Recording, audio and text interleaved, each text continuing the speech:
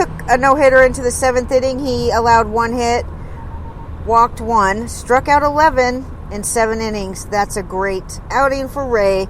It was his 9th game this season with 9 or more strikeouts. That's just not that surprising. But what is surprising to me is that he didn't give up any home runs yesterday. That seems to be his knack this year. Instead of walking batters, he's just allowing them to hit the ball out of the park. 71 of 103 pitches were strikes. He enters the All-Star break with 130 strikeouts. So do the math on that one. But Brandon Lau, solo homer yesterday. He has 7 home runs in his last 9 games. And he has a career high home runs on the season already at 21 homers. Rich Hill, three earned runs and 4 hits in 5 innings pitched. Toronto shortstop Bo Bichette. He played in his 162nd Major League Baseball game. Through that many games, he leads the franchise in hits with 203, runs 121, RBIs 101, and extra base hits 79. He absolutely is crushing everybody that ever put on a Toronto Blue Jays uniform, okay? So, the Cincinnati Reds beat the Milwaukee Brewers yesterday. That's an interesting matchup, too. There's some good matchups going on right now. Interdivision matchups. Is that what you call them? Interdivision? Interleague. No, not interleague. These two are not interleague. They're the Reds and the Brewers. They're in the same division. Yeah. What do we call it? Divisional rivals. Divisional rivals, Lenny says. Okay? Anyway, there's a couple different sets of these going into the All-Star break. With the coming back from the All-Star break, you'll see these same teams facing each other again at the other ballpark. So the Reds beat the Brewers yesterday, and they are one of a couple different sets of these that are going to be playing 7 straight games against each other in the same division. The Reds took 3 of 4 in the series. Now they're within 4 games, so that Brewers lead that they had of 7 games, 8 games, whatever it was, that's dwindling down now. That happens fast when you lose to the teams that are in your division. So anyway, they're 4 games now ahead of the Cincinnati Reds, whose number are in 2nd place, and they looked great yesterday. The Cincinnati Reds, they won the final 3 games of the series after dropping the opener to the Brewers. They then began a 3-game set in Cincinnati on the way back from the All-Star on Friday night. So they're going to Cincinnati. The Brewers are 53-39, and the Reds are 48-42. They're the only teams in the division with a winning record. The Brewers are in 1st place, right, for the 6th time in 51 years. 51 years, yeah, they're entering the All-Star break in the lead of the National League Central for the 6th time in 51 years. Milwaukee Brewers? Yeah. They haven't been around 51 years. It says they have been around 51 years. It says 51-year history of the franchise. Yeah.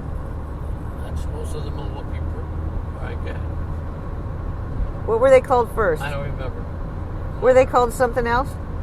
I think they were called the Milwaukee Brewers. I forget. They're the frickin' Miller Lite Brew. It's Miller time. That's what they are. Yeah, okay. Do they still play in Miller Park? Yes. You can only drink Miller there. Okay, good. Okay. Get on with it. No Budweiser for you at the Brewers game. What a great name for a team, the Brewers. The Beer Brewers. So, let me ask you a question, Leonard. The Miller Lite people, they got to have a team, and they got to name their team, too, what they wanted. Because they're the Brewers. That means they brew beer. Right? Right. Okay, bye. So, anyways, this has happened in... Oh, look at this. The Brewers, they moved to Milwaukee for the 1970 season. What are you doing? I'm sorry, I lost my stuff here. Since when do You can interrupt the voice prompt and give the command immediately by pushing the talk switch. Okay, we don't really want you, so... Okay. Now listen to the history of the Brewers. They moved to Milwaukee for the 1970 season after playing one season as the Seattle Pilots. You're not even in your lane. Oh, God, you guys. Okay. 1970. Did you know that Seattle had the Pilots? They were the Pilots. Yeah, and then they became the Milwaukee. And then they can't, yeah. And then they moved to the Brewers. The Reds head into the All-Star break having played 33 games in 34 days, including games on 18 consecutive days to end the stretch. They're tired. Nicholas Castellanos is the leader of this team, if you ask me. He hit a tie-breaking 2-run single off of Josh Hader, who's been very horrible going into the break. Okay, there was 2 outs in the 9th inning, and Josh Hader gives up this tie-breaking 2-run single to Castellanos. Josh Osich worked a perfect 9th for his first career save in 246 appearances. But Josh Hader, he came in to pitch the 9th after he surrendered a game-winning home run to A. Eugenio Suarez on Saturday night. And then yesterday he comes in and he hits Suarez. And then, so Suarez gets on base. Then he gave up a single and then walked Jonathan India. The bases were loaded. Holy moly. Craig Counsell says that he's not concerned about Josh Hader, but he has pitched 4 of the last 5 days, and he's surrendered runs for the 3rd time in his last 4 outings. Brandon Woodruff did good, of course. He actually didn't do as good as normal. He gave up a season-high 9 hits in 6 innings, but whatever. He struck out 4 and didn't walk anybody. Castillo, we must talk about my friend Castillo, who is my friend again, came out in the 6th inning. He didn't have a great outing. In fact, he had a career-high 6 walks yesterday. Can you put the map on? What are you trying to do? Can you put the map on here? Yeah. Lenny needs the map. Just a second. Let's get going. Continue on I-81 North. Okay, it looks like a... Oh no, Loud Outs is on. Loud Outs. Okay, there's that. Okay, you got it. Start. We're almost there. Continue on I-81 North for 20 miles. Okay, so going back to Castillo, he did walk a career-high 6 yesterday, but the fact that he even made it through 5, and that's great for me, you know. That's one good thing about starting the season out horrible. Nobody expects a lot from you when you do mediocre work. They're happy with it. Colton Wong is running the bases, and that's good because his injury right now on the injured list is a calf soreness. So it's good to see him running the bases. Yesterday, Minnesota and Detroit. The Twins actually sweep Detroit, and 4-game sweep, by the way. 12-9 yesterday. The Tigers had won 4 of their last 5 entering this series, and were 10-5 in their last 15 games before they've met up with the Twins. Okay, but the Twins, they swept them, and I don't know. The Tigers, they're actually better than it seems. The Tigers, They're building properly. they're building properly, Lenny says. Minnesota trailed 2-0 in the 5th inning and ended up winning the game 5-3. It was scoreless in the 6th. Thursday, Minnesota trailed 2-0 in the 5th and then won 5-3. So they came back on Thursday. On Friday, the game was scoreless in the 6th inning, and the Twins ended up winning 4-2. And then on Saturday, the Twins trailed 4-0 in the 6th inning and ended up winning the game 9-4.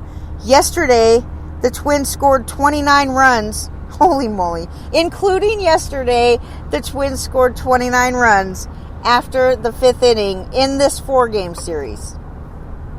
Can you believe it, Leonard? Yep. Jorge Polanco, game-ending 3-run homer in the 10th inning. That was his 12th home run of the season. He had 3 hits, actually, and 5 RBIs. Alex Kirilloff and Max Kepler each had 2 hits and drove in 2 runs. Kepler hit his 10th home run. And catcher Jake Rogers hit a grand slam. That was his first grand slam of his career, I believe, in the top of the 9th. Tyler Duffy pitched a scoreless 10th inning. Holland intentionally walked Nelson Cruz. I would too. And then he retired Alex Kirilloff on a pop fly before Polanco hit the game-ending home run. Taylor Rogers allowed 2 hits and a walk. He loaded the bases. That was for Mr. Jake Rogers to get his first career grand slam. 421 feet.